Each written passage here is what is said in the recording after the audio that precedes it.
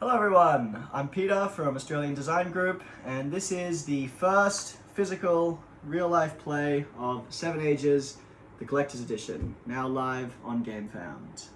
I am here with 4 people who have never played 7 Ages before, and I'm going to try to teach them and you a little bit about how to play this game. We've got the beautiful new hard-mounted map here. But we are using, as you can see, some pretty flimsy cards and the counters from the old game. Yes, exactly. It's a very prototype setup. Your version will look much prettier. We've done some setup already, some preliminary setup. We've got all the counters out, we've arranged them by color, and we've each selected 3 colors to represent us. We have separated out from our main color our 8 action counters, which we will use to take turns in the game. And we have separated out the money and progress counters of each color. These will represent each empire's money and progress in the game. And finally, we have separated out our glory counters. Each of us has a glory counter, as each all our empires contribute to a single glory total for each player. Mine is this one that represents my greens here. I've got 5 glory counters for 5 players, which all start at 0. And we've each drawn 7 cards from the deck. I'm going to walk you through a little bit about what you can find on each of these cards with a random card off the top of the deck. We've drawn here the Shang, or Ing. There are 3 main components to every 7 Ages card. You have the Empire component, which is the biggest and probably most important part of the card. Is this half of the card that you play when you start an empire, and you'll want to be starting as many empires as you can. So this empire section tells us where the empire starts, when it starts, as in what age you're allowed to play it. In this case, age 1, with some conditionals there.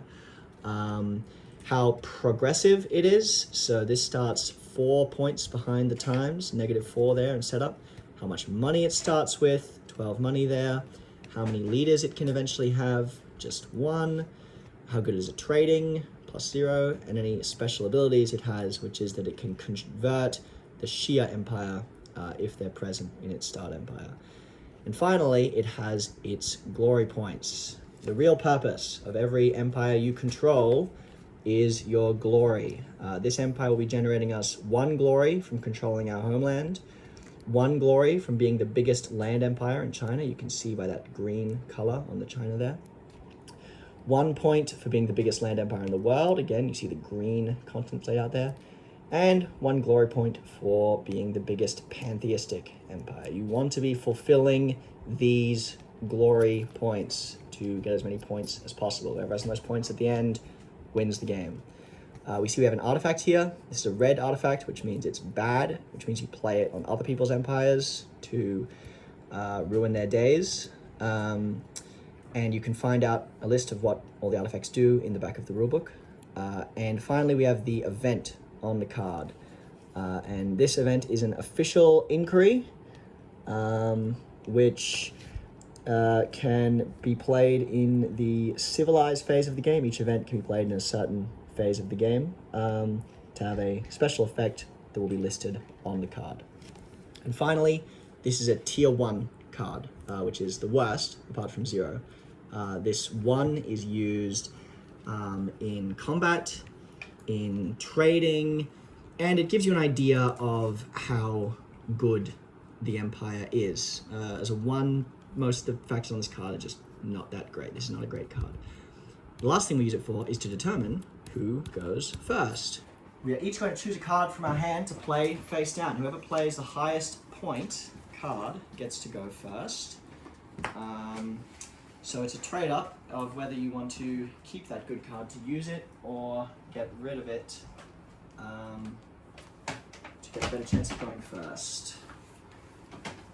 We've all got our cards in the ring. Let's see them.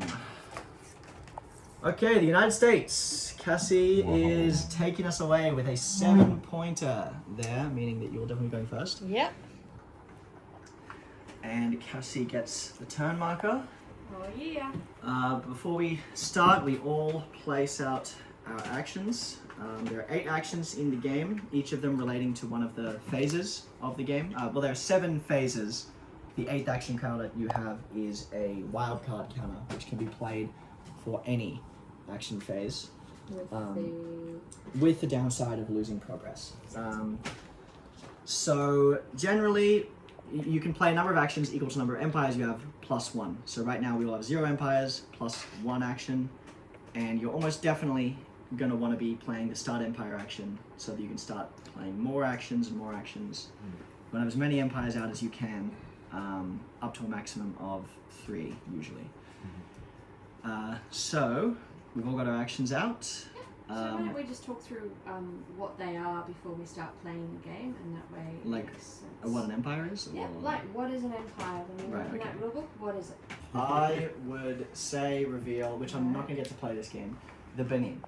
So when I play this empire, the Benin, I assign a color to it, which I'll assign light green. It's going to have a number of money, and it's going to have a certain progress, and I'm going to use that money to buy a certain number of units, which I will then use to control territory, and gain glory. So this empire is gaining glory from controlling its homeland, so I always want to be controlling my homeland, controlling as much of Africa as possible by land and sea, and controlling as many ships as possible, and trading as much as possible, gaining progress during trade. So I'm going to be using this empire to generate glory, essentially, and I'm going to be using units spread across Africa to get glory, building ships to get glory, and making trades with this empire to get glory. What have I Basically, missed? when you're setting up the game, you're going to put the map out, you're going to get all your tokens, and all of the coloured tokens are what you use to build your empire with. So if you're wondering what that is, that's what it is. What the makeup of it will be will rely on what you decide to play, but that's your bits that you're going to use. Very technical term there, bits. Alright, so I am starting an empire, which is a very strategic first play of the game, and I'm going to play the Romans. Nice. Because I was pretty thrilled when I got that card. Okay. Okay. So that'll be starting us in. So because we currently do not have any empires in the game, the first card to come out sets the age that it will be, age 2. So you're. I'm assigning red, of course. Okay. Yes. So you got my get little- a my red little guy. progress, Yes. either at the start of age 2 or offset by 1. But because your setup is -2, it'll just be at the start of age 2 Yep. on the 8 here. Set the tone here. Okay.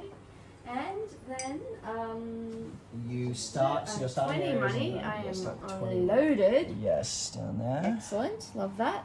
I get to have 4 leaders, so I guess I get Caesar and Jesus. You get Caesar and Jesus now? because you're starting in age 2. Yeah, great. So Love I will this. find those for you while you you start very much. using that money to build units in Rome. So you can build any of the units that have been listed from the prior ages. So you can build infantry, archers, chariots, galleys,